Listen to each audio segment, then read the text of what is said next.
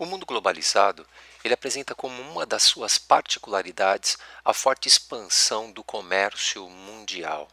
A gente sabe que esse crescimento do comércio mundial gerou, entre outras coisas, um aumento da concorrência. Cada vez mais países, cada vez mais mercados competindo um com o outro. E aí surgiram duas necessidades que foram resolvidas da seguinte forma. A primeira delas, a necessidade de criar um órgão regulador, um órgão que pudesse regulamentar o comércio mundial, que pudesse fiscalizá-lo. Esse órgão chama-se OMC, Organização Mundial do Comércio. No passado, esse órgão chamava-se GATT, que significa, as iniciais em língua inglesa, Acordo Geral de Tarifas e Comércio. Mas a partir da década de 1990, ele assumiu o nome de OMC. E uma outra coisa que nós vimos nascer a partir desse aumento da concorrência foi exatamente blocos econômicos, ou seja, alguns países começaram a perceber que, sozinhos, isoladas, as suas economias não eram tão fortes. Mas se eles juntassem as suas economias formando um bloco comercial, aí sim eles poderiam competir de maneira mais equilibrada no mundo em que essa concorrência é extremamente forte. Ora, uma das coisas que você precisa saber é quais são os tipos de blocos econômicos. Ora, nós sabemos que existe um tipo de bloco chamado de zona de livre comércio. O que significa uma zona de livre comércio? O próprio nome indica. Uma zona de livre comércio é aquele bloco que estabelece liberdade comercial, ou seja, sem taxas alfandegárias.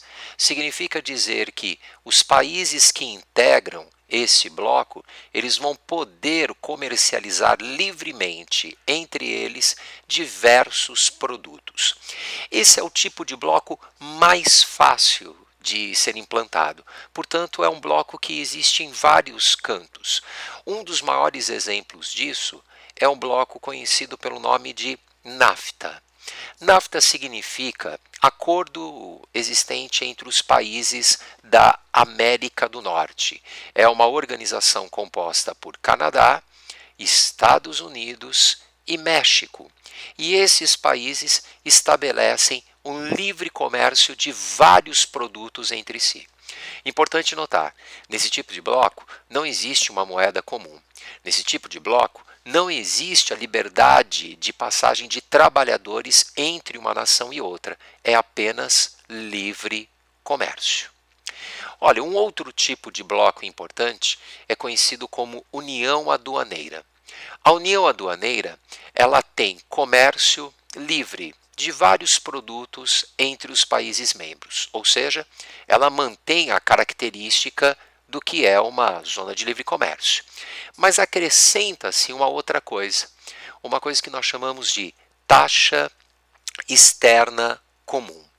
A taxa externa comum, conhecida também como TEC, ela consiste numa taxa que os países que integram uma união aduaneira cobrarão em cima de produtos que vêm de outros lugares, ou seja, eles importam produtos de outras nações que não fazem parte daquele bloco usando a mesma taxa, a mesma alíquota comum.